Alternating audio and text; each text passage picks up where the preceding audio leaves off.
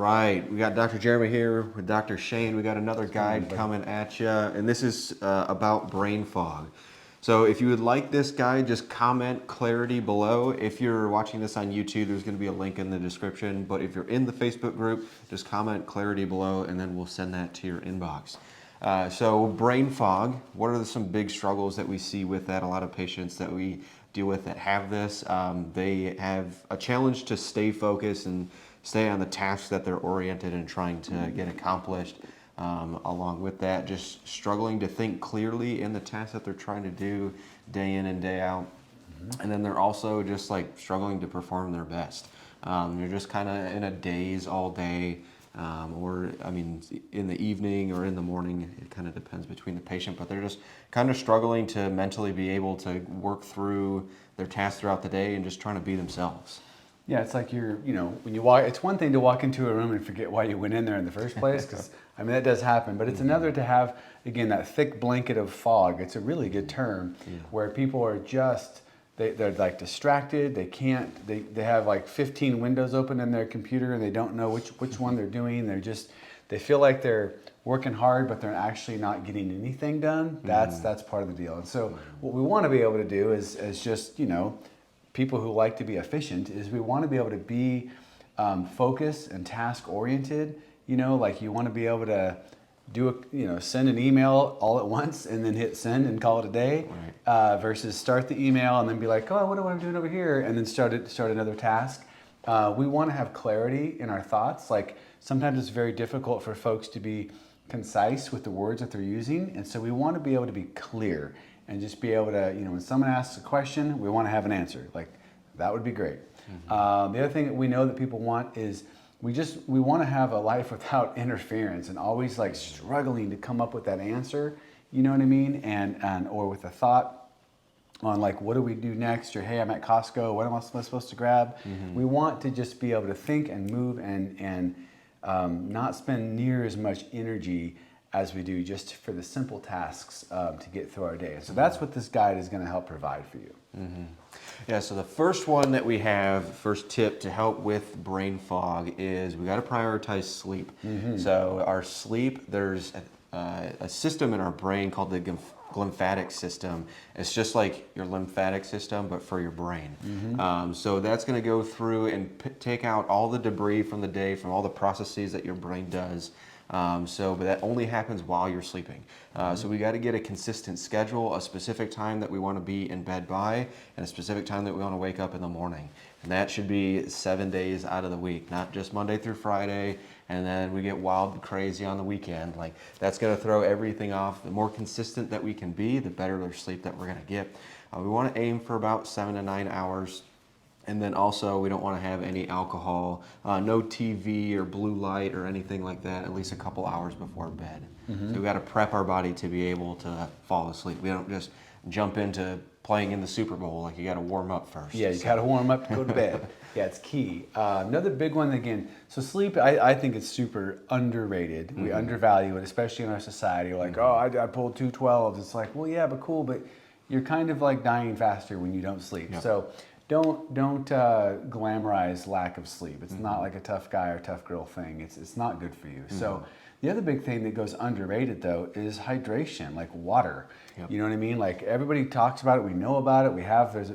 There's a multi-billion-dollar industry in the bottled water field. So we have access to it. It's just most of us don't drink it. So it's super easy peasy rule of thumb to always follow every day.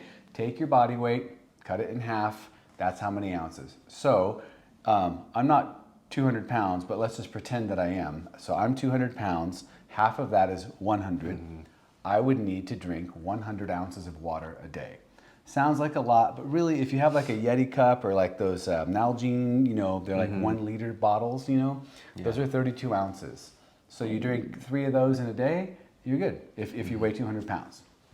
So it's pretty easy to get on that. A tip I always tell patients though is like, don't like go from 0 to 3 liters a day. You will never get anything done. You'll never leave the bathroom. Yeah. Start with 1, you know what I mean? And just like slowly work your way into it. Let your bladder and your body get used to the idea. And it's way easier to do it. Give yourself a month or 2 to get up to to that number. Yeah. We also want to add some electrolytes too. If you drink just plain water, that's not necessarily going to get you as hydrated as you could be. And this is not including in terms of hydration. Like this isn't coffee, this isn't juice. Right. Like those things, like it's water. So just drinking 18 cups of coffee, that doesn't make you more hydrated. There's water in coffee, but yeah, it's actually the opposite. It's a Yeah. diuretic, just like Yeah. alcohol. Like I get it. There's water in beer, but Yep. it will dehydrate you. So Exactly. The next thing that we want to focus on is nutrition. We want to focus on including some omega-3s, some antioxidants, so berries, leafy greens, making sure that we're fueling our body with good nutrients. So Pop-Tarts might taste good, but they aren't really that great for you. It's not a great form of sustenance that your body can use more effective and efficiently. The more natural is always going to be better. So if you can get it, the more natural that you can get it, the better outcome, and the easier that your body's going to be able to use it as well. yeah, it makes digestion a lot easier. I always have a rule: the closer it looks to like what it came off the plant that it grew on, the better it is for you. Real food doesn't have labels. So, so another big tip, though, another huge thing is regular exercise. Key here is regular. And exercise, it doesn't mean like you got to go to the CrossFit and you don't have to be a bodybuilder. A lot of times I think people get intimidated by the concept of exercise. I mean, you could just go on a nice brisk walk around your block. You know what I mean? It's just, but the idea is consistency every day. Get up a little early, go for a quick 15-minute little jaunt around your neighborhood or whatever, or do it after work, or do it at lunchtime. But do it every day, even on the weekends. Get out there and get in, 15, maybe 20 minutes a day. I think the rule is 150 minutes a week. So what is that? 20 minutes a day. It's about basically what that breaks down to. So do 20 minutes a day. It's not like, again, it doesn't have to be hardcore. You're not training for the Olympics. Just move your body, get a little bit of a sheen of sweat on your body, and it'll make a tremendous difference. It actually will help kickstart it'll move cerebrospinal fluid into your brain. It'll increase blood flow and therefore oxygen to the brain to allow you to think clearer. Wonderful things begin to happen when you start to move. Yeah, next thing, last tip that we got for you is mindfulness and stress management. There's a bunch of different stuff out there for those things. One of the things that we really encourage people to do is journaling and having like a notebook or something on your nightstand. And first thing in the morning, a great way to start your day, just writing out 5 things that you're grateful for. That one is going to just cue your mind to be more positive in general because you're starting your day off with gratitude, not expectations and negativity. Other things that you can do is breath work. That's going to be something to kind of just stabilize and center yourself in your body to be able to be a little bit more in tune with what's going on as well. So, like I said, there's a bunch of different stuff that you can do, but those 2 are really big and impactful for people. They're key. And the big thing here, gang, if you guys are paying attention, none of this stuff is like mind-blowingly new stuff, and none of it's really that hard to do, and that's why it's hard to do, because it's easy to not do. Yep. You know what I mean? And so if you can really focus on being consistent in the little things, I am telling you, they pay off big. A coach of mine a long time ago, he said the coolest thing ever, he said little hinges swing big doors. They're the size of a door and how heavy they are compared to the couple screws that hold them to the wall. They do all the work. So little consistencies every day will pay off, 100-fold in your life. So, so to recap real quick, we just want to make sure, again, we want you guys to be able to implement this stuff. It's going to allow you to gain clarity over time. And you will begin to notice, like probably within the first 10 days to 2 weeks, a shift in the way that your mind thinks. You will notice when you walk into a room, it'll be faster. You're like, not the walking, but the thinking of like why I got there. Right.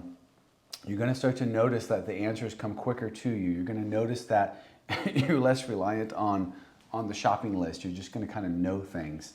You're going to remember that person's name when you run into them at the grocery store. Like, oh, hey, it's Bob. Like, it's just going to come naturally, and you're going to start to just feel better. And I'm telling you, you start doing this for 2 weeks, and then 3 weeks, and then 3 months, like your life will change radically. So comment clarity below if you would like the guide. Remember, if you're in the Facebook group, just type in clarity.